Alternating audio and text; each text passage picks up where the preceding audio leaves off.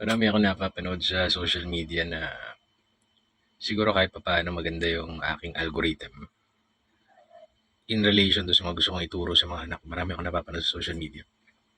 And instead na ikwento ko sa social media yung iba, kwento ko na lang sa anak ko, may awa ang Diyos pagka lumaki-laki pa siya, nagkaisip siya. No?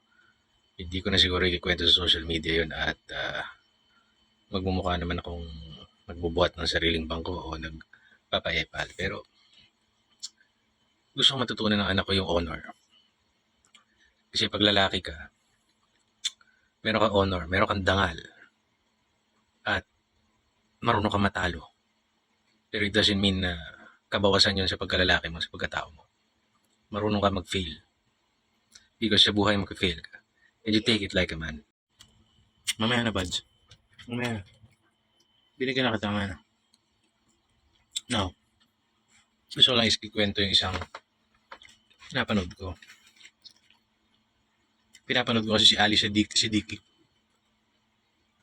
Isang comedian. To cut the long story short, sabi niya. Nung araw, sila nung auntie niya, nakakita sila ng dalawang pimp. Nag-away. Tapos, parang tungkol sa teritoryo. Kasi malamang pimp bugaw. Dalawang lalaking pimp. Si Bobby, kilala niya. Kilala niya nung storyteller. Yung isang pimp, ang pangalan Bobby. And the other, hindi niya kilala. Si Bobby may baril. Pero hinubad nila yung coat nila, yung sombrero nila na pang pimp, yung formang pimp. And then, nagsuntukan sila doon. Natalo si Bobby. Then, umalis yung kaaway niyang pimp. Sabi ng mga tao na iba, dapat, Bobby, you should have popped his ass. Ibig sabihin, dapat yata binaril mo na, dapat pinutukan mo na yun. No, sabi raw ni Bobby, that man beat me fair and square. That nigga, bawal sabihin yun, pero for the sake of story, that boy was fast. Parang ganun.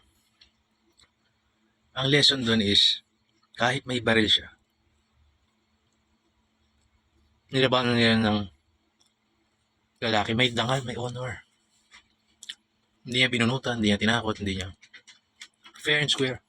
Binaba niya yung coat niya, binaba niya yung holster ng baril niya. Nagupakan sila with honor.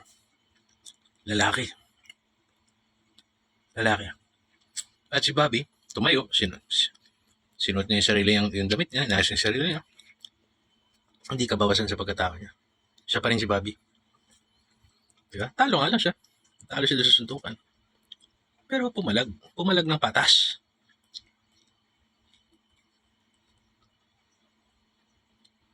Sana yung anak ko ganun. Maging ganun. Yun nga lang, you have to differentiate. May mga ibang senaryo naman na hindi ganun, na kailangan may pagtanggol yung buhay mo o yung kaharap mo ay walang dangal. Pag binaba mo yung baril mo, papatayin ka naman. Ibang usapan yan, but just between two men arguing about a territory and deciding to resolve yung dispute nila man to man. Ipakita ng dangal yung both sides. Si Bobby, hindi niya binunutan ng baril yung kalaban niya, lumaban siyang patas. Yung isang lalaki, natalo niya si Bobby, hindi niya pinulot yung baril ni Bobby. He walked away. May honor.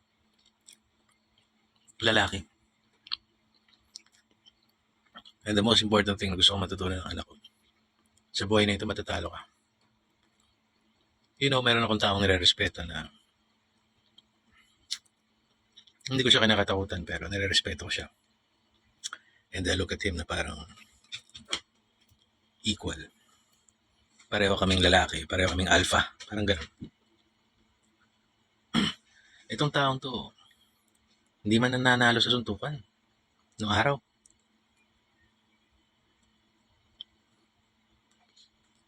Pero he conducts himself in a way na re-respetuhin mo siya. Bakit?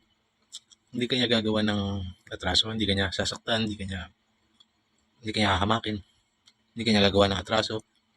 Pero pag siya ang ginawan mo ng atraso, papalagang kanya. Whether matalo siya o hindi. Whether makita mo siya mukhang tanga pag gulong-gulong. Yung ibang lalaki, takot magmukhang tanga. Takot ipaglaban yung kanila.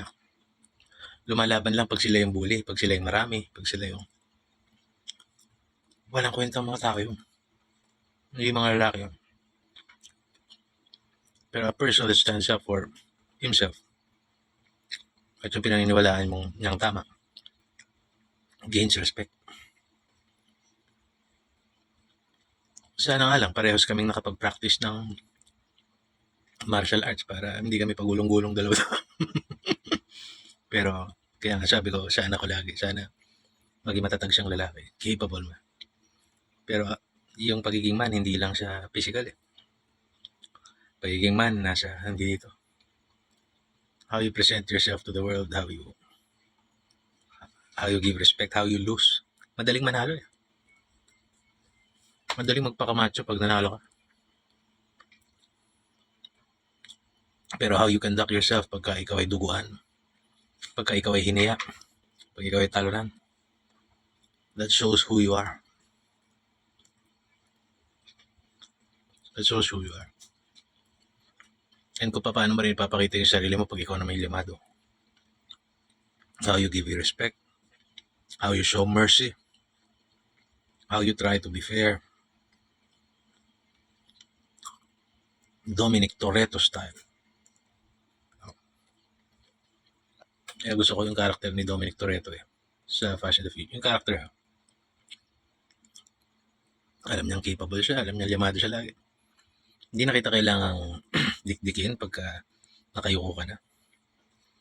Tulungan pa kitang tumayo. Kasi di ba naman ako kaya. Ganun siya eh, ganun siya confident eh. Oo. Sana yung anak ko maging ganun. God bless.